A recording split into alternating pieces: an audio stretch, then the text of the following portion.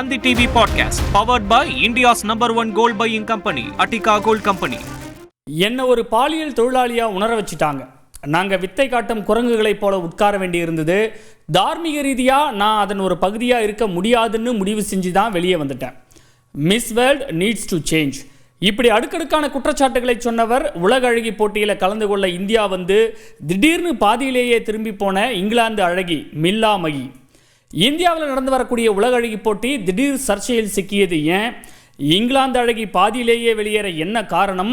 போட்டி ஏற்பாட்டாளர்கள் மீது அவர் கூறிய குற்றச்சாட்டுகள் உண்மையா? இதன் பின்னணி என்னங்கிறத பற்றி தான் இந்த பாட்காஸ்ட் பகுதியில் பார்க்கவிருக்கிறோம். வழங்குவதற்காக நான் ரஞ்சித். மிஸ் வேர்ல்ட் அப்படின்னு சொல்லப்படக்கூடிய உலக அழகி போட்டி 1951 நடத்தப்பட்டு வருது. இந்தியாவிலிருந்து ஐஸ்வர்யா ராய், பிரியங்கா சோப்ரா வரிசையில் கடைசியாக 2017 மானுஷி சில்லர் உலக அழகியாக தேர்வு செய்யப்பட்டாங்க. இதுவரை நடைபெற்ற மிஸ் வேர்ல்டு உலக அழகி போட்டிகளில் இந்தியாவிலிருந்து மொத்தம் 6 பேர் உலக அழகி பட்டத்தை வென்றிருக்காங்க. தற்போது 72வது உலக அழகி போட்டி தெலங்கானா மாநிலம் ஹைதராபாத்தில் நடந்துகிட்டு இருக்கு. கிராண்ட் ஃபினாலே மே 31 நடக்குது. அரசு சார்பில் பிரம்மாண்டமான தொடக்க விழா மே 10 கச்பவுலி ஸ்டேடியத்தில் கோலாகலமாக நடந்தது. மொத்தம் 10 நாடுகளைச் சேர்ந்த அழகிகள் இதில் பங்கேற்றிருக்கிறாங்க. இந்த போட்டிகளில் கலந்துக்கிறதுக்காக இந்தியா வந்த பல்வேறு நாட்டு அழகிகளும் 10 நாட்களுக்கு முன்பு முலுகு மாவட்டத்தில் இருக்கக்கூடிய பிரபலமான ராமப்பா கோயிலுக்கும் வாரங்கல் மாவட்டத்தில் இருக்கக்கூடிய 1000 தூண் கோயிலுக்கும் விசிட் பண்ணாங்க. அப்போவே ஒரு பெரிய சர்ச்சை வெடித்தது. மிஸ் வேர்ல்டு போட்டியாளர்களின் பாதங்களை பிற்படுத்தப்பட்ட வகுப்பு பெண்கள் கழுவியதா புகார் எழுந்தது.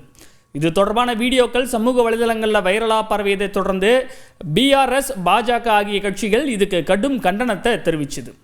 ஆனால் இதனை மறுத்த போட்டி ஏற்பாட்டாளர்கள் இந்திய பாரம்பரிய முறைப்படி இது ஜஸ்ட் வெல்கமிங் செரிமனி தான்னு விளக்கமளித்தாங்க. அந்த சர்ச்சை முடிகிறதுக்குள்ளவே இப்போ அடுத்த இன்னொரு சர்ச்சை புதிய அதிர்வலைகளை கிளப்பியிருக்கு.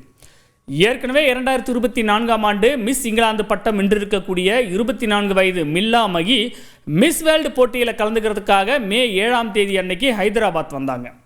போட்டிகள் நடந்துட்டு இருக்கும் போதே நடுவில் மே 16 நாடு திரும்பிட்டாங்க. இந்த நிலையில தான் தி சன் பத்திரிகைக்கு மில்லா மகி கொடுத்திருக்கக்கூடிய பேட்டியில் இந்தியாவில் நடந்து வரக்கூடிய உலக அழகி போட்டி மேலே சரமரியான குற்றச்சாட்டுகளை முன் வச்சிருக்காங்க. அந்த பேட்டியில் அவங்க நிறைய விஷயங்களை பற்றி பேசியிருக்காங்க. அதில் முக்கியமான பாயிண்ட் இது.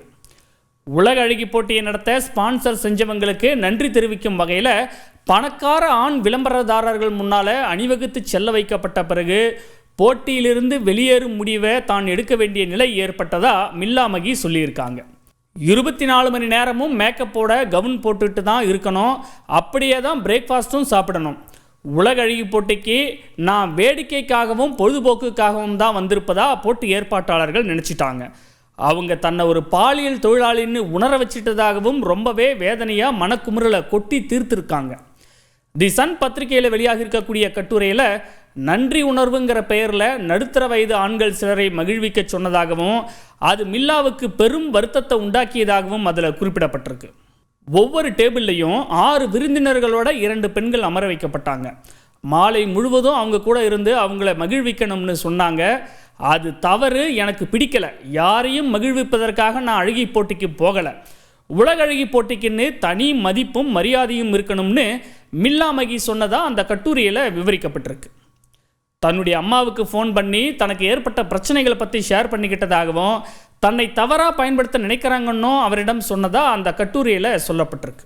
தெலுங்கானா மக்களோட பணம் 250 கோடி ரூபாயை செலவழித்து காங்கிரஸ் அரசும் ரேவந்தும் மாநிலத்தோட பெயரையும் ஹைதராபாத்தோட நற்பெயரையும் சர்வதேச அளவில் கெடுத்துட்டாங்கன்னோ அழகி போட்டியை பாதியிலேயே விட்டுட்டு மிஸ் இங்கிலாந்து ஹைதராபாத்திலிருந்து போயிட்டாங்கன்னோ பிஆர்எஸ் கட்சி மாநில அரசை கடுமையாக விமர்சிச்சிருக்கு.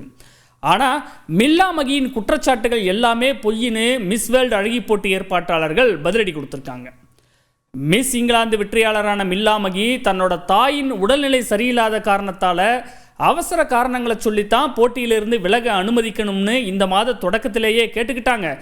அவங்களுடைய இக்கட்டான நிலைமையை புரிஞ்சுக்கிட்டு மிஸ் வேர்ல்டு அமைப்போட தலைவரும் தலைமை நிர்வாக அதிகாரியுமான ஜூலியா மோர்லி அவரை திருப்பி அனுப்புறதுக்கான ஏற்பாடுகளை செய்தார்னும் விளக்கமளிக்கப்பட்டிருக்கு.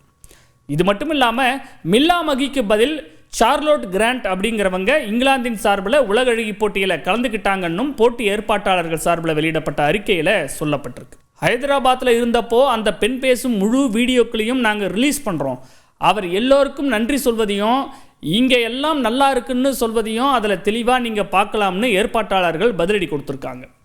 இந்தியாவில் இருக்கும்போது அந்த பெண் சொன்னதுக்கும் அங்கே போன பிறகு அவர் சொன்னதாக வெளிவரக்கூடிய கதைகளுக்கும் எந்த சம்பந்தமுமே இல்லை, இதில் உள்நோக்கம் இருக்குன்னே நிகழ்ச்சி ஏற்பாட்டாளர்கள் வெளியிட்ட அறிக்கையில் தெரிவிக்கப்பட்டிருக்கு. உண்மையில் மிஸ் வேர்ல்டு போட்டி கண்ணியமான முறையில் நல்ல நோக்கத்தோடு தான் நடத்தப்படுதுன்னு உலக அழகி அமைப்பின் தலைவர் ஜூலியா மோர்லியின் பெயரில் வெளியாகி இருக்கக்கூடிய அறிக்கையோடு சேர்த்து மில்லா மகி பேசின வீடியோவும் வெளியிடப்பட்டிருக்கு. சௌமஹல்லா அரண்மனையில் நடந்த விருந்து நிகழ்ச்சியில் கூட மில்லா மகி ஒரே ஒரு முறை மட்டும்தான் கலந்துக்கிட்டாங்க. அது அரசாங்கத்தால் ஏற்பாடு செய்யப்பட்ட விருந்துன்னும் ஏற்பாட்டாளர்கள் அது தொடர்பான வீடியோக்களையும் வெளியிட்டிருக்காங்க. அந்த வீடியோவில் மில்லா மகி உட்கார்ந்திருந்த மேசையின் 2 பக்கமும் பெண்கள் அமர்ந்திருந்ததும் ஒரே ஒரு ஆண் மட்டுமே அவங்களுக்கு ஆப்போசிட்டில் இருக்கிறதும் தெரியுது. உலக அழகி போட்டி மீதும் ஏற்பாட்டாளர்கள் மீதும் வைக்கப்பட்ட குற்றச்சாட்டு தெலங்கானா அரசியலில் புதிய புயலையே கிளப்பியிருக்கு. தெலங்கானா அமைச்சர் KT ராமாராவ் கண்டனம் தெரிவிச்சிருக்கார். நடந்த சம்பவத்துக்காக மன்னிப்பும் கேட்டிருக்கக்கூடிய அவர் தெலங்கானா பெண்களை மதிக்கும் மாநிலம்னு திட்டவட்டமாக சொல்லியிருக்கார். இதுக்கிடையில் தெலங்கானாவின் மூத்த IAS அதிகாரி இந்த சம்பவம் தொடர்பான விசாரணையை நடத்தினார். அதில் மிஸ் இங்கிலாந்து அழகி மில்லா மகி சொல்லக்கூடிய புகார்களுக்கு ஆதாரம் எதுவும் கிடைக்கலன்னு அவர் திட்டவட்டமாக சொல்லியிருக்கார். இருந்தாலும் கூட மற்ற போட்டியாளர்கள் யாராவது இது மாதிரியான சிக்கலை எதிர்கொண்டாங்களா என்பது பற்றிய விவரங்கள் எல்லாம் சேகரிக்கப்பட்டு அவங்க சொல்லக்கூடிய வாக்குமூலங்கள் வீடியோக்களாகவும் பதிவு செய்யப்பட்டு வருது. அதன் அடிப்படையில் முழுமையான விசாரணை அறிக்கை தயார் செய்யப்பட்டு அரசாங்கத்துக்கிட்ட விரைவில் சமர்ப்பிக்கப்படும்னு எதிர்பார்க்கப்படுது.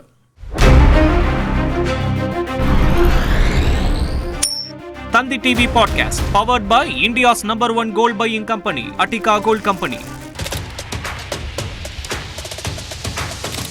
அதிமுக்கிய விவரங்களை அனைவருக்கும் புரிய வைக்கும் பாட்காஸ்ட்.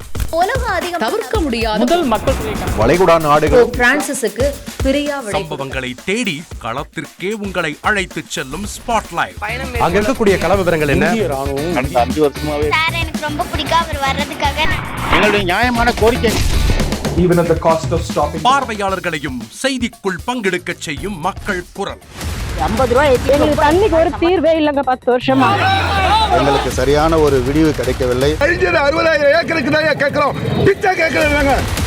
புத்தம் புதிதாக வித்தியாசமாக பாகிஸ்தான்லயே 4 இடம் என்ன படிக்கலான்றதுல பேரண்ட்ஸும் என்கரேஜ் பண்ணணும், ஸ்டூடெண்ட்ஸும் தேர்வு செஞ்சு.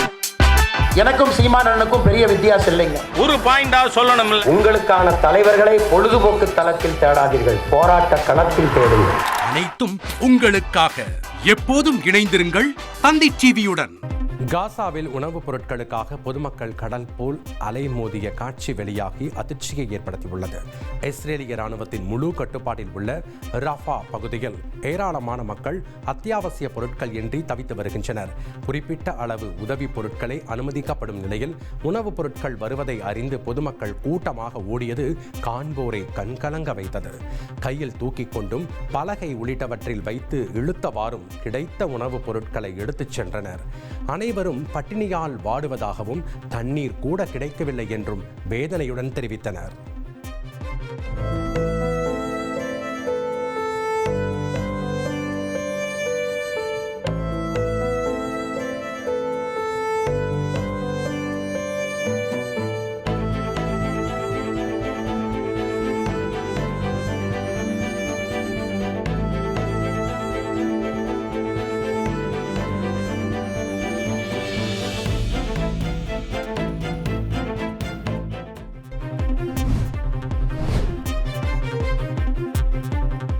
உதவிப் பொருட்களுக்காக காசா மக்கள் கூட்டமாக சென்ற காட்சியை பார்த்து இதயம் நொறுங்கியதாக ஐநா செய்தி தொடர்பாளர் ஸ்டெஃபன் டுஜாரிக் வேதனை தெரிவித்துள்ளார்.